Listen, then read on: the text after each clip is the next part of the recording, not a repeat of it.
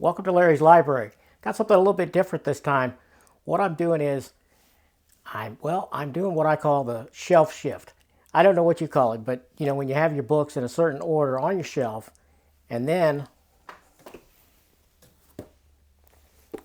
something else comes along that has to intrude in there. And now you don't have space, so what do? You gotta shift everything around. And as you can see from this shelf, it's pretty dang full. I call this section of my in-wall bookcase here my indie/creator shelf, or shelves. Now, my daughter, Kristen, the comic slayer, she hates when I call it that because she contends that indie doesn't mean what I think it means. So maybe I should just call it my creator-owned shelf. So in other words, no companies, no Marvel, DC, with few exceptions like this. This is Scarlet, the Absolute. I'm still calling this creator-owned because, you know, Bendis can move this anywhere he wants because he owns it. So, you know, stuff like that. But at any rate, everything on this side of this wall, and I know you can't see the whole wall in the shot, but, you know, is creator-owned except for this shelf up here. And I'll get some B-roll so you can see it. It's above my head. But this shelf is nothing but reference books and mostly Overstreet guides, the comic book price guide. So what I've decided to do is, because I've got to have some more room, because my Rick Remender shelf is almost completely full. Well, it is completely full. And I've got to get the two giant Fear Agents books in there. Plus, I need to leave a little slop for when I'm going to inevitably add more Rick Remender stuff. So I've decided I'm going to take all my Overstreet books, my Overstreet price guide collection here, and move those down into a as yet unbuilt shelf system I'm going to put under my tables over here where I have my single issues. Makes sense? Put the price guides with the single issues, right? I don't know. I got to do something because I'm running out of room. so that's what I'm going to do. So I'm going to take all these down and move them over there.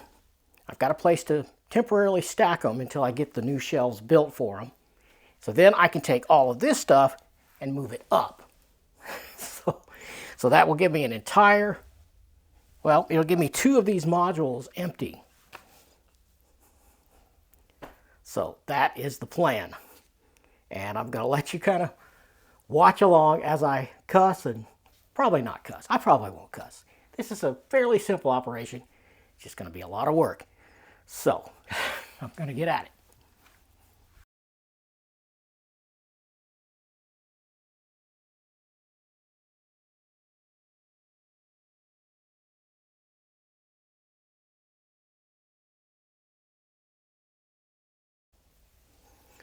Okay, I cut away for a little bit because I didn't want to have to keep moving the camera, and I had to get a step stool in here and yada yada.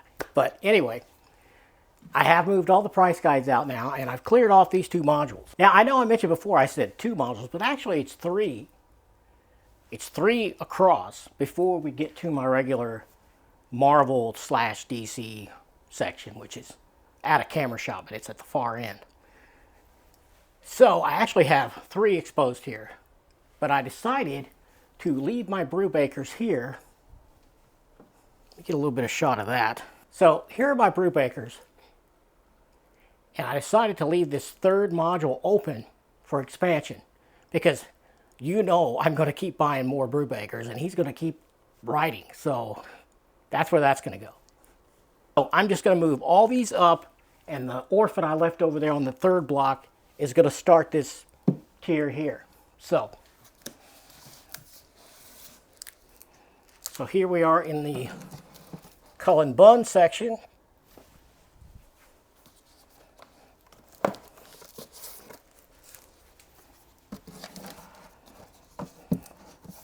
If you look closely, you might see a fat guy sweat here. I know that's what you tuned in for.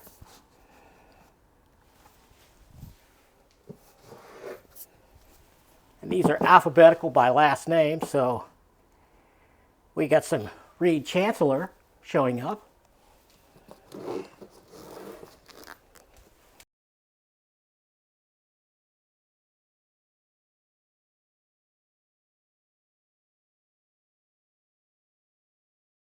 Okay, so we go from dark room to the Garth Ennis section. And now here's where it gets a little tricky because I have my big giant Preacher Absolutes tucked away in this corner. Probably can't see it. This might be out of camera shot, but I've got a wall hanging here that's three-dimensional and it blocks these, so I have to be very careful of taking out this first Absolute. But I got it.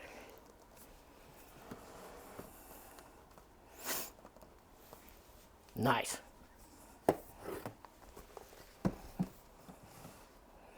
So we go from Garth Ennis to Kieran Gillen.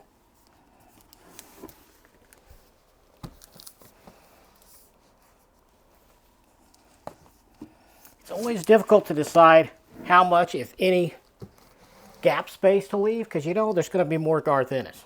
You know I'm going to add more Garth Ennis, so how much of a gap should I leave here? I'm thinking maybe here. So I'm going to use this.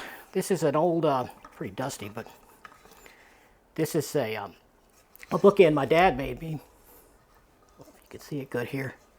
But he made it from a huge railroad spike, and he bent it, and he made a little dinosaur out of it. I don't know how good you can see that. But yeah, I always loved this. And yeah, I have always loved dinosaurs. So I kept that. I think it will fit right in here.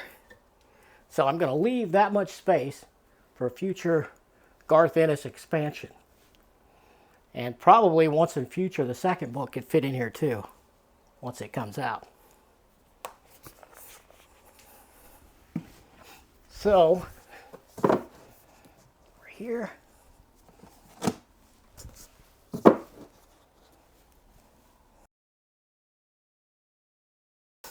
Now we get into my Kirkman shelf here, my Kirkman module. Now, Kirkman is not as prolific anymore as he used to be. And I haven't been following everything he does. But I do have all the Walking Dead Deluxes here. Now, if they ever start making the new color versions in Deluxes, I'll buy those. But who knows how long that's going to be. So, I'm not going to leave this much space for that. Because I don't have that much room. I got a lot of room here, but I don't have quite that much. So,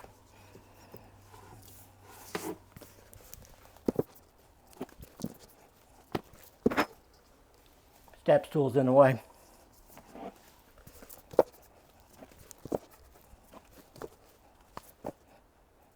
Now we get into the Jeff Lemire section. And there is a ton of Jeff Lemire. And I don't even have all of his catalog, but I have quite a bit of it. And I know I'm going to be buying more, so I'm going to leave some space for expansion of Jeff Lemire as well. We will see.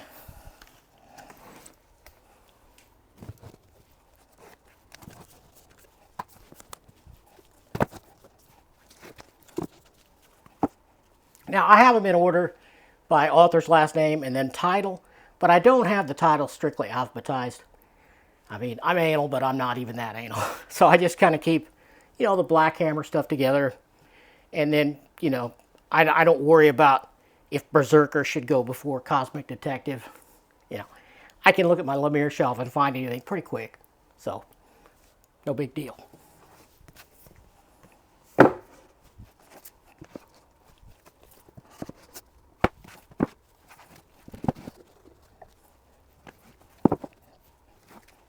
Okay, so that is the end of the Lemires. How much room do I want to leave for expansion? That's the question. So, I might just stop this right here, put a bookend in place, so then I've got that much left.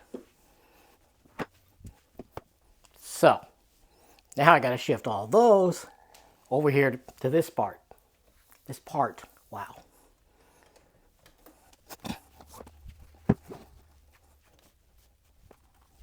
Here I have all the Hellboy libraries, but I haven't read them all yet. So one of the things I do that's peculiar, you know, I mean, gotta be me, right? Is I only shelve stuff that I've read on the regular prime shelf here. I have another whole system where I have my unread. So most of I only have 2 of the Hellboy library editions on the shelf because I have only read 2. So I need to leave some room there for sure in this module for when I get to those.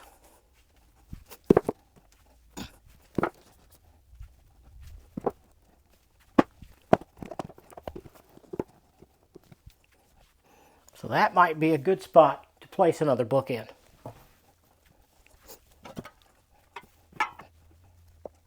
Okay.